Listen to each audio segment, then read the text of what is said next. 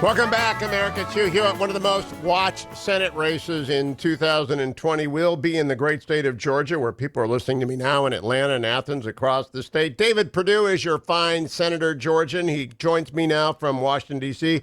Good morning, Senator. Great to have you on. Good morning, Hugh. Thanks for having me.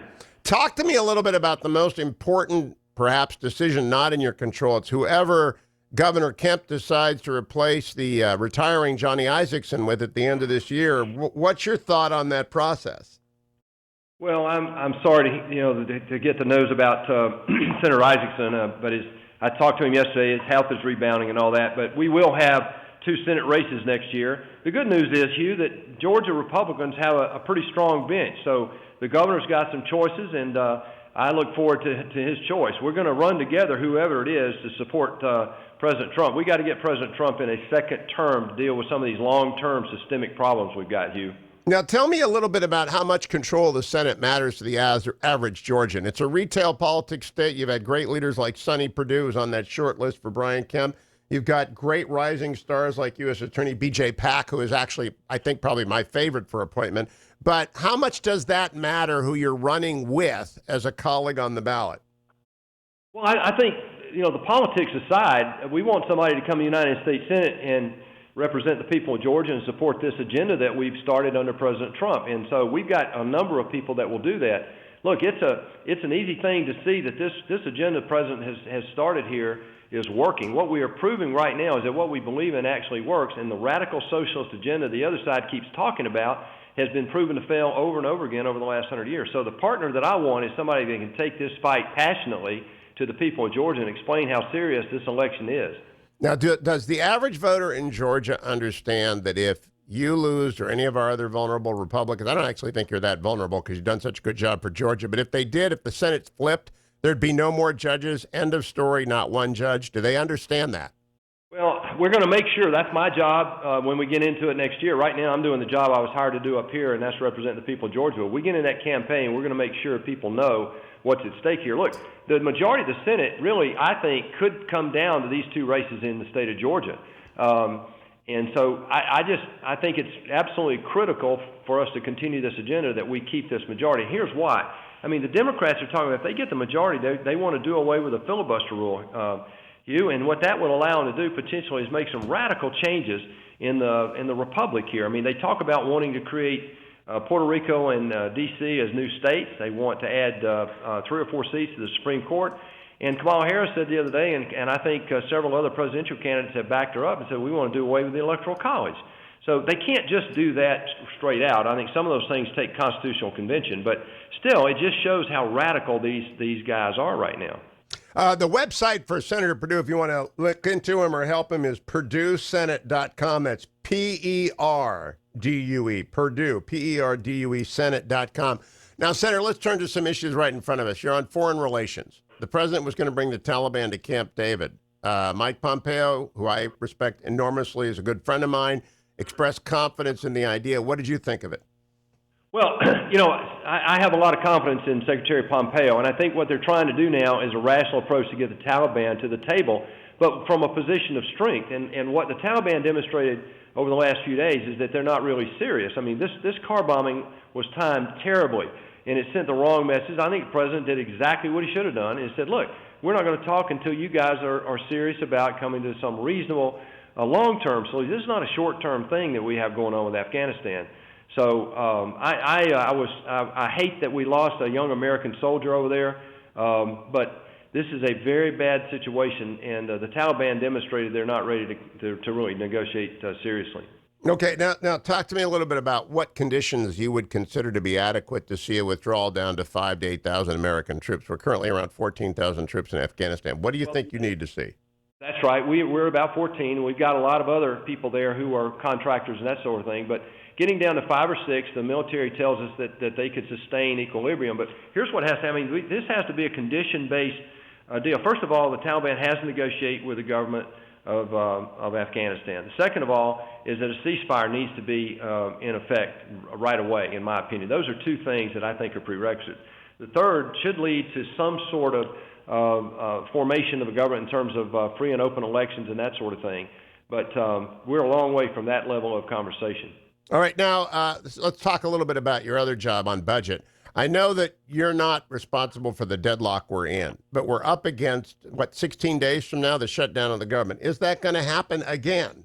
Well, here's where we are. I mean, this is absolute dysfunction, but we're trying to dig out of it. We do have a caps deal, but you've got 9 working days left between now and the end of September, the end of the fiscal year. For people back home, what that means is if we don't vote this, if we don't get appropriations done, the government would shut down October 1. Well, that's not going to happen because historically, Hugh, the easy way out is that Congress kicks a can down the road and does a continuing resolution, and that's just devastating for our military, particularly our Navy. And so what we're trying to do is get defense, HHS, labor, and maybe education and get those bills done right now in September so the military avoids a CR. I don't mind a continuing resolution for the few that are left, but the problem is if we do the defense budget, it costs us hundreds of billions of dollars over the next decade or so. So we've got to get that done. Now, there are 13 bases in Georgia, Fort Benning, Dobbins Air Force. I mean, you got bases all over the state. And when you said continuing resolutions cripple the Department of Defense, I know why. Can you explain that to people, why we cannot have a CR for DOD? Well, it's the most insidious thing I've ever run into, Hugh. What it does in the military, it stops spending, and what it means is you have to spend at the same rate you did last year. That doesn't sound so bad, but in the military, what that means is you have to discontinue training, you discontinue moving troops around the world, you basically have to continue spending on programs that you don't want. For example, in this year, because of our audit that President Trump, this is the first audit of the Department of Defense in U.S. history, Hugh, and President Trump affected that last year. Because of that audit, we found $4 billion, the Department of Defense did, that they don't want to continue. These are old, obsolete programs they want to discontinue. Well, if we do a continuing resolution in October, they are obliged, the military is obliged to keep spending that $4 billion. That's how insidious this is. But more than that, it shuts down our maintenance programs, it shuts down our recapitalization and rebuilding and modernization programs. I've been out to these shipyards, Hugh, and I tell you, the Navy is doing a great job trying to rebound and get our readiness back, but this CR will cripple them. Now, in terms of that, the Navy needs more frigates, and they need more of everything. Actually, we see right now they don't have the lift capacity to get all the aid that should go over to the Bahamas. I know it's not you're not on armed services, but do you think there's a consensus across the aisle on this, that if we're going to be serious about the People's Republic of China, which is putting one capital ship in the water every month, one a month, we're not doing that? Well, they're putting 2 or 3, actually. I am on armed services, and I chair the Sea Power. Oh, I didn't know that. I did not know that. Okay. I'm chairing the Sea Power Subcommittee, and actually, I just got back from visiting some of our operations in the Pacific, and I'm looking at a chart here of our naval power. Look, we are still the strongest Navy in the world, but China's catching up rapidly. They're putting 2 or 3 ships in the water every month. We've got to get our readiness back, and they're moving dramatically to do that. We've got to build ships like we haven't built in the last decade.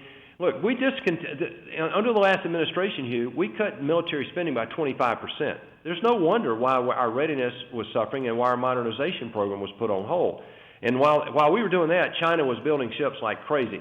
And you can see it in the numbers right now. So this is a major part of what the president's trying to do in his national defense strategy right now. Now, Senator Perdue, I want to focus on this. I apologize for not knowing you weren't on Sea Power, because I would have spent more time on this. I have always used the number, they're putting 1 capital ship a month into the water. You've just stunned me by saying I'm 100 to 200% off. That would mean they will actually pass us with ships afloat, and then the critics are going to say, those aren't blue water Navy ships. Those are coastal support ships. I don't believe that's the case, is it? No, sir, not anymore. What they're doing now is they're putting blue water ships up. They're extending their ranges of what they're doing. Look, they're not part of INF either, so their cruise missile and their missile ranges are not limited by the international nuclear of the INF treaty with Russia that we're limited by. So they're going to have more ships on the surface or in the ocean very shortly. And but the boats they're putting out right now are serious. They have serious capabilities, and they are comparable to the best technology that's out there, Hugh. Now, in terms of catching up on the hypersonics, in terms of catching up on rail guns, all that sort of stuff, do people in Georgia care about that? Do they understand the gap that exists in perception and the reality of the growing closing of that gap by China against the United States Navy? Well, you mentioned Georgia has 9 bases today, and Georgia has a great military heritage. those people down there. It's a great retirement destination for military. So, yeah, I think better than most states, Georgia has a pretty good understanding of this deficit and what it means to our national security. But not only that, what it means to our trade, what it means to global security, the peace around the world, to some degree over the last 50 or really since World War II, has been totally dependent on U.S. sea power. And so by disinvesting this over the last 10 to 15 years, we put ourselves in a very weak position. And you know who's paying attention to that is President Xi Jinping. As a matter of fact, Hugh, in your op-ed, you said something that was very telling. I want to repeat it if you'll let me. Please. President Xi is watching what we build, not what we say. And I agree with that 100%. They know exactly what the correlation of forces is. Exactly what the correlation of forces is. So I hope you campaign on that, Senator David Perdue. I think people will do it. What's your website again for the campaign? PerdueSenate.com, Perdue, Senate.com. Thanks, Hugh. Thank you, Senator. I really do think that's one of the key races, and whoever is running with him is going to have to get over the line. It's going to have to get there for us to be in a competitive position. Time for the